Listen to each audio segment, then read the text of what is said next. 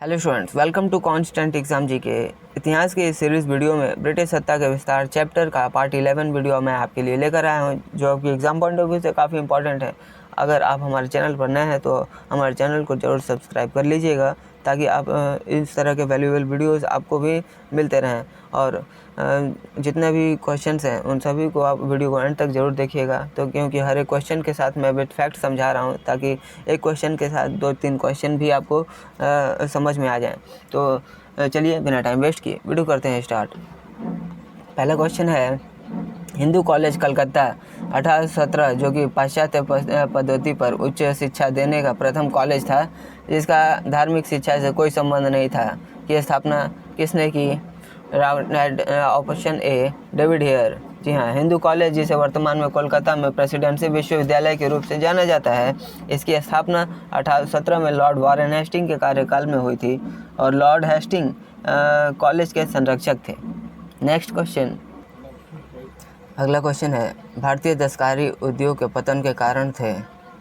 Option D ये सभी। जी हाँ, अंग्रेजों द्वारा भारतीय बुनकरों के तेल माल को कम से कम मूल्य पर लेना, अंग्रेजों द्वारा कच्चे माल पर नियंत्रण, इंग्लैंड से आयात की जाने वाली वस्तुओं पर भारी आयात कर दिया जाता था।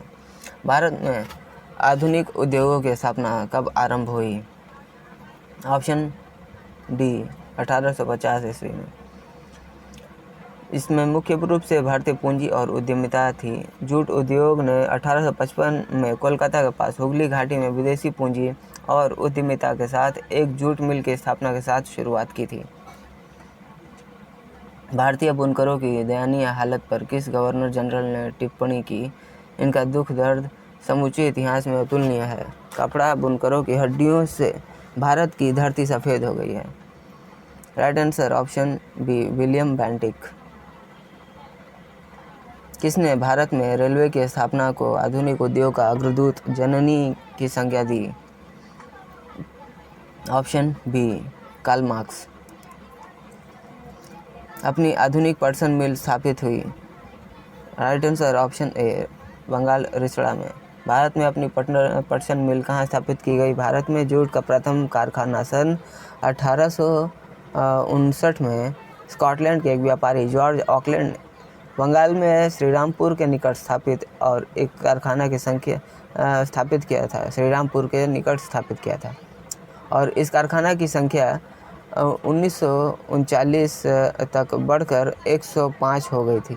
यानी 1939 ईस्वी में 105 ऐसे कारखाने खोल दिए गए थे। नेक्स्ट क्वेश्चन, किसने आधुनिक लोहा इस्पात उद्योग की स्थापना कहाँ हुई? पहले आधुनिक लोहा इस्पात उद्योग की स्थापना बिहार में हुई थी। इसे जेम्स एरिक्सन ने कच्चा लोहा उत्पादन के लिए लगाया था। बाद में फंड के अभाव में यह कंपनी बंद हो गई और बंगाल सरकार ने इसे अपने कब्जे में ले लिया। इसके बाद इसका नाम बदल कर बराकर आयरन वर्क्स कर दिया गया। बिखरे हुए स्वायत्त गांवों के कवच को इस्पात के रेलों से छेद दिया गया, जिससे उनके जीवन रक्त का ह्रास हो गया। यह किसने कहा? Right answer option B Buchanan ने कहा था। भारतीय राजाओं द्वारा कर लेना कर सूर्य द्वारा भूमि से पानी लेने के समान था, जो कि पुनः वर्षा के रूप में भूमि पर उर्वरा देने के लिए वापस आता है। पर अंग्रेजों द्वारा लिया गया कर भारत पर वर्षा न कर इंग्लैंड में ही वर्षा करता था। यह कथन किसका है? Option A R C. Dutta. Next, हमारी पद्धति कुछ स्पंज की तरह काम करती है। यह गंगा के तटों के सभी अच्छी चीज़ों को सोख लेती है और टेम्स के तटों पर उन्हें निचोड़ कर गिरा देती है। यह युक्ति किसकी है? Option D John Sullivan. Congress के किस अधिवेशन में पहली बार कांग्रेस द्वारा मौलिक अधिकारों और राष्ट्रीय आर्थिक कार्यक्रमों से संबंधित प्रस्ताव पारित किए गए? राइट आंसर ऑप्शन ए कराची अधिवेशन 1931। The economic history of India के लेखक कौन हैं? Option B Ramesh Chandra Dutt. रमेश चंद्र दत्त यह किताब के आर्थिक इतिहास का विस्तृत विवरण देती है, जो कि प्राचीन काल से शुरू होकर 20वीं सदी की शुरुआत तक औपनिवेशिक काल को कवर करती है। भारत में इतिहास का उत्पादन सर्वप्रथम कब प्रारंभ हुआ? ऑप्शन बी 1913 में। वर्तमान में भारत विश्व का इस्पात उत्पादक देश है, चौथा, जी हाँ, चौथा ऐसा उत्पादक देश है। और भारत में देश का पहला उद्योग का कारखाना 1874 में कुल्टी, आसनसोल और पश्चिम बंगाल के आयरन वर्क्स के नाम से जाना जाता है। अंग्रेज घुसपैठियों ने भारत के करघे को तोड़ डाला और चरखे को नष्ट कर दिया, यह कथन किसका है? Option D Karl Marx. Next question, Dadabhai Naoroji ने अंग्रेजों द्वारा किए गए किस कार्य को अनिष्टों का अनिष्ट की संज्ञा दी? ऑप्शन सी धन के निकास। जी हाँ, दादा भाई नौरोजी ने धन के निष्कासन को अनिष्टों का अनिष्ट की संज्ञा दी। उन्होंने कहा था कि धन का बहिर्गमन समस्त बुराइयों की जड़ है और भारतीय निर्धनता का मुख्य कारण है। दादा भाई नौरोजी ने अपनी किताब poverty and un British rule in India में सबसे पहले आर्थिक निकास की अवधारणा ही पेश की थी।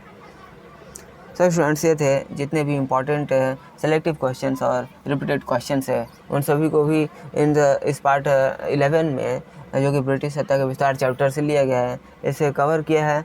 अगर वीडियो आपको पसंद आ रही है तो हमारे चैनल को ज़रूर सब्सक्राइब कर लीजिएगा, ताकि आपको इस तरह के वैल्यूबल वीडियोस आपको मिलते रहें। और हमारे अगले वीडियोस को भी देखने के लिए आप और जितने भी हमारे प्लेलिस्ट बना रखे हैं उन सभी को आप चेकआउट भी कर सकते हैं। और इन्हें अधिक से अधिक उन लोगों को जरूर शेयर करिएगा जो कॉम्पिटेटिव एग्जाम्स की तैयारी करते हैं, ताकि उन्हें भी इन सारे क्वेश्चंस का हेल्प मिले। तो मिलते हैं नेक्स्ट वीडियो में, तब तक के लिए कीप वॉचिंग, कीप प्रिपेयरिंग।